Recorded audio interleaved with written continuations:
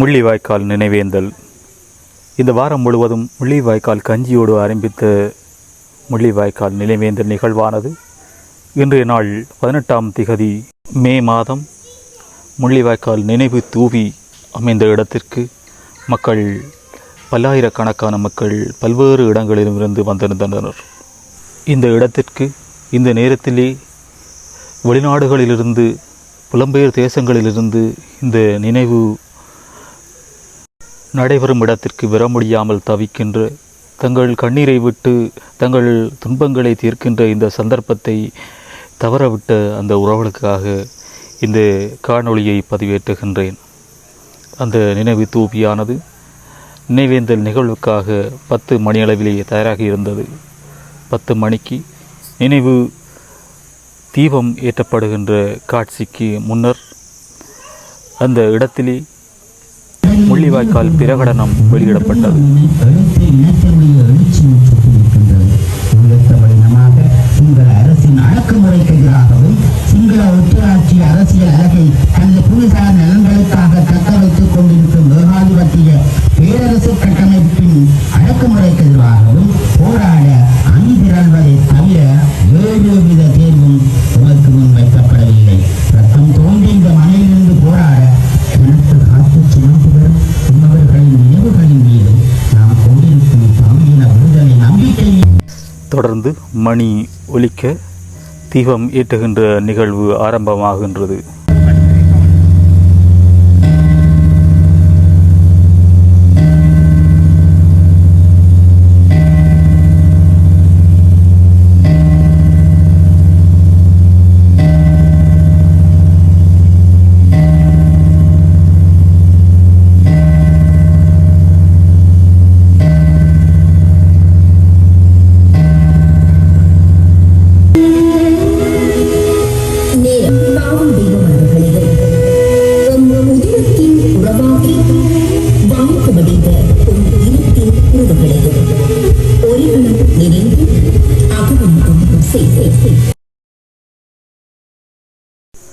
அந்த ஒரு நிமிடம் அமைதியால் உறைந்து கிடந்தது.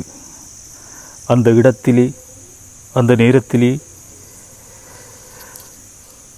இழந்த தம் உறவுகளை மனதிலிருத்தி தீபம் ஏற்ற முன் அமைதி காத்தனர்.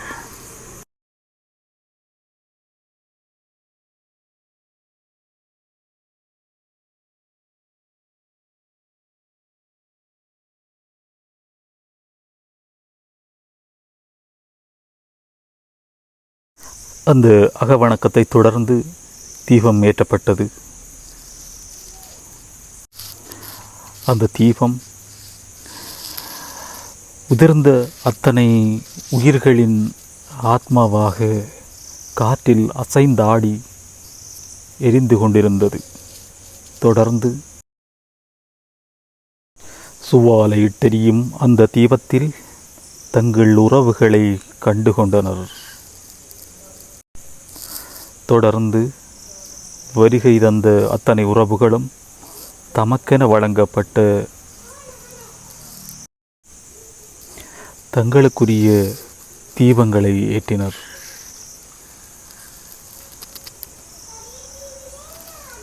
அந்த காட்சிகளை இப்பொழுது நீங்கள் பார்த்து கொண்டிருக்கின்றீர்கள்.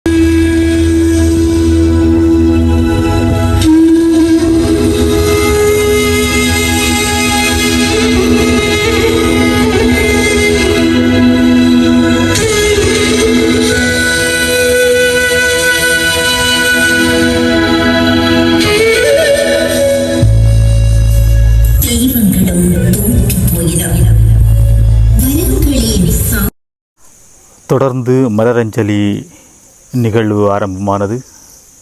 மலரஞ்சலி நிகழ்வினை மதகுருமார் ஆரம்பித்து வைக்க அங்கே இந்து மத தலைவர்கள்,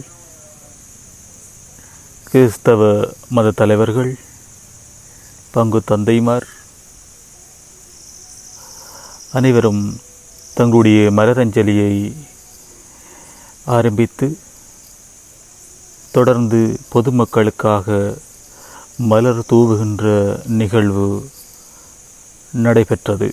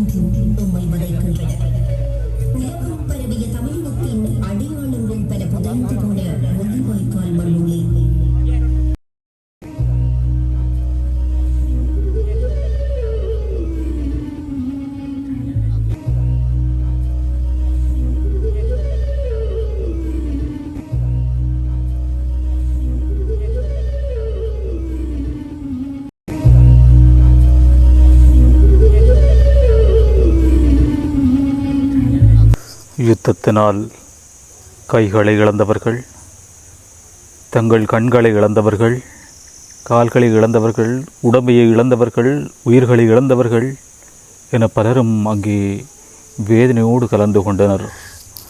தங்கள் மலர் வணக்கத்தை தொடர்ந்து மக்கள் செலுத்தி கொண்டிருந்தனர்.